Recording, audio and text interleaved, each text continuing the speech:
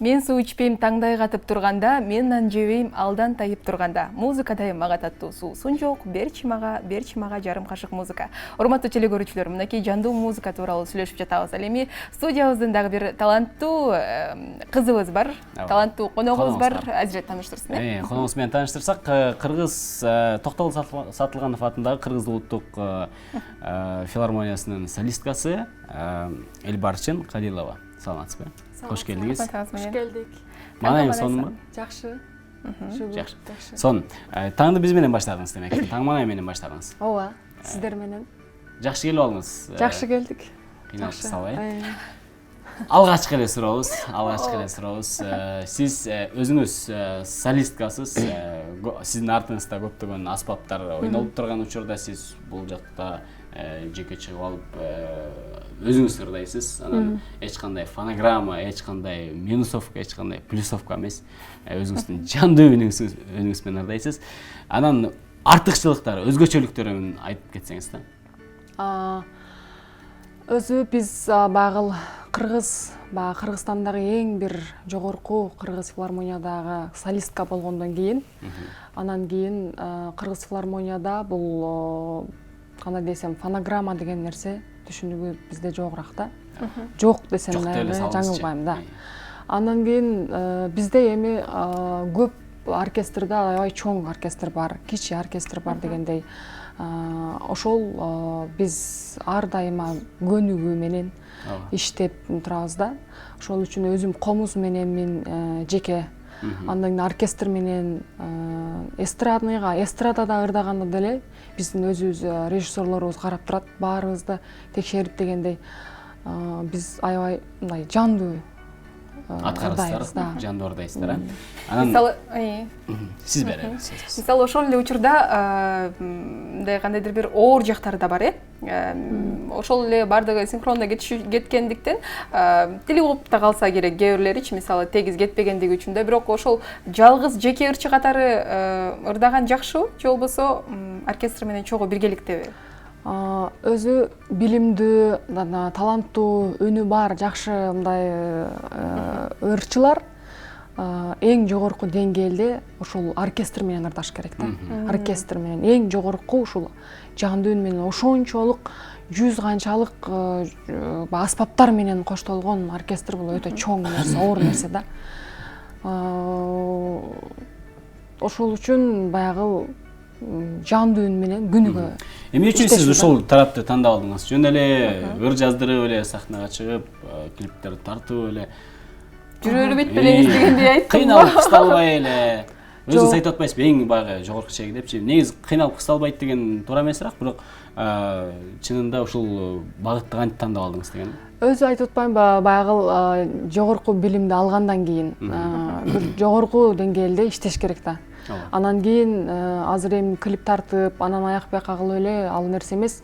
Менин жашоого планым аябай чоң да. Баягы чоң ошол иштөө, аны ошол чоң сахнада өзүмдүн талантымды элге берүү. Ушундай пландарым, ушундай башкача да. Бир эле мисалы бир чыгарманы аткарууда баягы даярдык көрөсүздөр да. Канча убакыт даярдык болот? Мисалы, ар бир артыңызда ошончо оркестр турат, ошолорго жараша сиздин өзүңүздүн үнүңүз болуш керек. Алардан калып калбашыңыз керек дегендейчи. Бардыгы бир ырды даярдоого канча убакыт кетет? Көп убакыт болот, анткени бир ырды аранжировкалат да, жазат. Ар бир аспаптарга жазып, өзүмдүн тонализме, мисалы, тонализмди карап, аябай чоң мындай жумуш да. Аны ошол ырларды аранжировка жазган өзүнчө агайлар болот. Анын жазган аранжировканы кайра эмеге берип, дирижерго берип дегендей, дирижер кайра ар бир аспаптар менен иштешип, анан кийин анан солисттер менен иштешет да.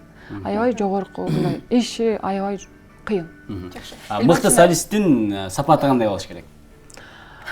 Сапаты ошо жогорку айтканда эле ушунчалык үнү таптаза, бир Кудайым берген бир талантты, үнү жогорку деңгээлде ушундай чоң оркестр менен ырдаган, Анан кийин албетте ыйман, адамгерчилик, адам менен жакшы иштешүү. Бул эми адамдык сапат, Ошол сыяктуу да. Сиз мисалы филармониянын солисткасы болгонуңуз менен, оркестр менен чогуу иштегениңиз менен, ошол эле фольклор жанр эмес, эстрадалык жанрда дагы чыгармаларды аткарып жүрөсүз да. Анан көбүнчө көңүлүңүзгө кайсыл багыт, кайсыл жанр жакыныраак? Же болбосо азыркы учурда негизи элдердин бардыгы тең жандуу музыкага ыктап калышты, бирок кайсыл жанрдагы музыкалар элдерге өтүмдүү, же болбосо бул жаш категорияга, мындай жашкыракка жараша болсо керек, Азыр деген эми баары эле азыр клип тартып, эстрадага аябай көбүрөөк басып жасап атышат да. Анан эми жашоого ылайыктуу да. Азыр жашоо өтүп атат. Азыркы жашоо периодубуз ооба. Азыр эстрада деп атышат да. Тойго барсаң дагы эстрада, фестивалга барсаң дагы, же башка жогорку ушундай майрамдарда, же болбосо кечелерде ушундай эстрада, баягы эл дагы угуп атат эстрада. Ушундай эстрада менен бир аз бийигирээк менде. Ошол эстрада. Мүмкүндө ошол продюсер менен иштешесизби же алдыда келечекте продюсер менен иштешүү пландар барбы дегендей? Менде ошондой планым барган болчу. Анан кийин баягы ар бир ишке өзүң барып иштешкениң жакшы экен да. Анан мен өзүм менеджер, өзүм администратор, өзүм продюсер. Өзүм иштейм. Элбарчын айым, сизден сонун бир музыкалык чыгарма болсун. Комузду бекер көтөрүп келген жоксуз. Албетте бир жакшы чыгарманы аткарып берсеңиз, биз колдоп коштоп олтуруп туралы.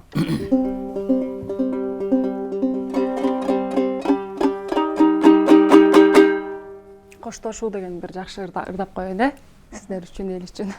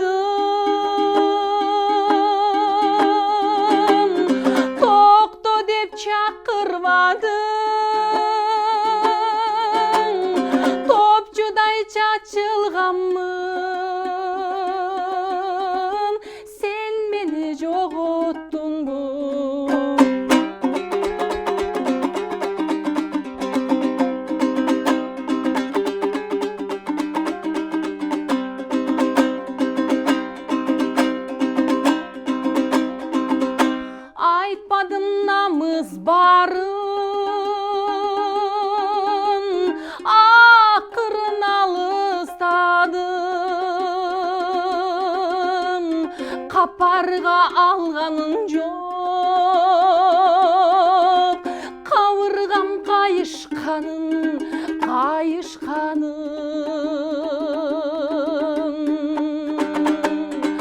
кайгырып шашылбадым, кайтчы деп чакырбадым, мончоктой чачылганмын, сен мени жоготтуңбу, кайгырып шашылбадым, кайтчы деп чакырбадым, мончоктой чачылганмын, сен мени жоготтуңбу. азаматсыз, баракелде. Ай баракелде. Рахмат. Абдан Қалдың ғой, баракелде. Ооба. Сен ушундай Аябай жерден ойго- нерселерин сурап ойго салчың батырсың. элең го. Турмушка чыккансызбы деп эле.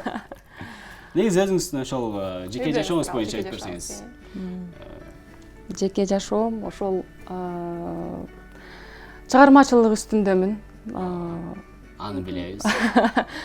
Атам, апам, бир туугандарым, Кудайга шүгүр маңдайымда. Бир туугандарым бар, бир өздөрүнүн үй бүлөсү менен. Анан эң эле эркеси мен азырынча. Кенжесиби? Ооба, кенжеси да болом. Анан кийин кыздардын дагы баягы кичинекейлери. Эрке болуп, ошол азыр чыгармачылык анан өзүм жалгыз Турмушка чыга элексиз. турмушка чыга элекпиз. Жакшы, Буюрса. кайсы жактан болосуз деген? Мен ар дайым айтам, мен Кыргыздын кызымын. Кыргызстандын кызымын. Негизи тактап айтып койсом, Ош областынын Каракулжа районундагы Алайкы өрөөнүндөгү Ойтал айылында өскөнмүн. Жакшы жооп бердиңиз. Кыргыздын кызымын депчи, анан ошол элдин кызы болуп жүрөрүңүз. Рахмат. Ийгилик каалайбыз. Анан кыздарыбыз чыгармачылык көп боюнча болсун. дагы суроо берсек да. Жанагы жандуу музыка деп бүгүн биз ушул теманын үстүндө сөз кылып атабыз да. Жандуу музыка, жандуу үн деп. Бир эле учурда ушул жандуу музыканын коштоосу менен жандуу үндө ырдаш бул сиздин өзүңүздүн артыкчылыгыңыз деп эсептейбиз да. Ар бир эле ырчы мына ушул нерсени кыла албайт болуш керек. Анан чыгармачылыкка кантип келип калдыңыз? Үйдөн Алайкыда таланттуулар көп өз негизи. Анан үйдөн бирөө жармырдайбы? Таланттуулар бар. Чоң сүрдөндүңүз го. Жакшы. Чоң сүрдөндүң го.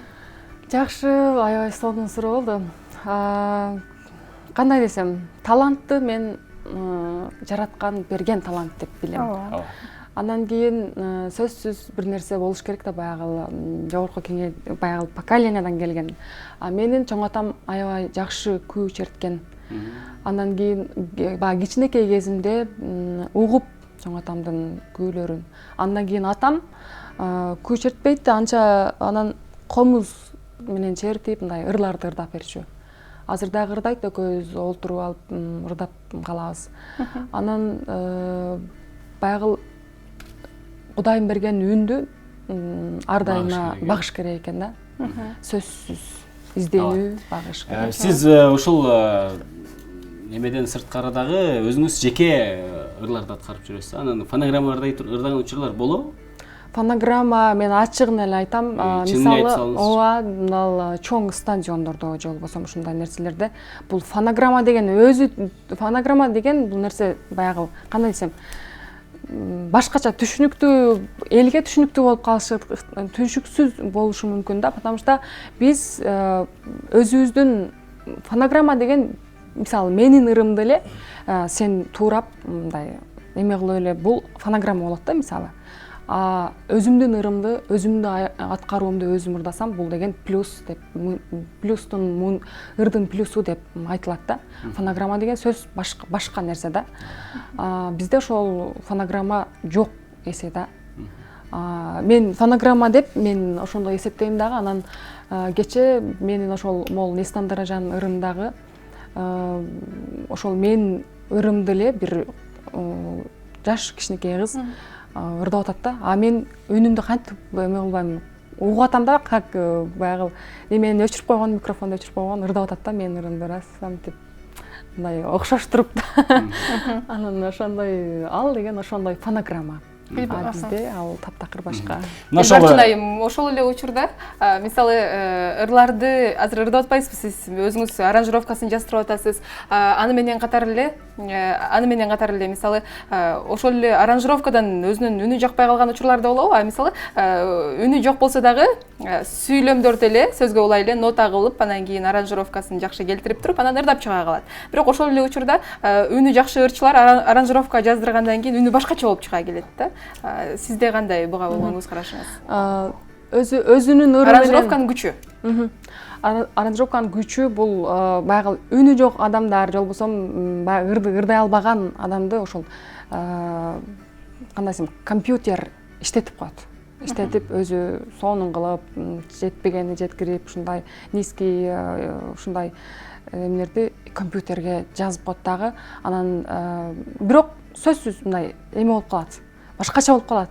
Өзүңдүн баягы чыныгы, өзүң ырдаган чыны немең элге да чыгат, өзүңө дагы жүрөккө жактуу да. Бирок азыркы учурда бүт эле аранжировка менен ырдап дегендей. Жакшы, сизге болсо чоң ыраазычылык билдиребиз. Таңертең менен убактыңызды бөлүп, сонун музыкалык чыгарманы бизге аткарып бердиңиз.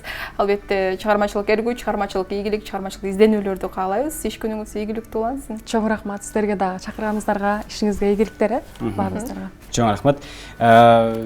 Дагы бир жолу тааныштырып кетели. Токтогул Сатылганов атындагы Кыргыз улуттук филармониясынын солисткасы Элбарчын Калилова бизде конокто болду. Ал эми азыр болсо биз музыканы колу менен түшүндүргөн мына ушундай дагы инсандар, мына ушундай да чыгармачыл адамдар болот экен. Кандай болду экен? Муну болсо кийинки кесиптешибиз даярдаган сюжеттен көрөбүз.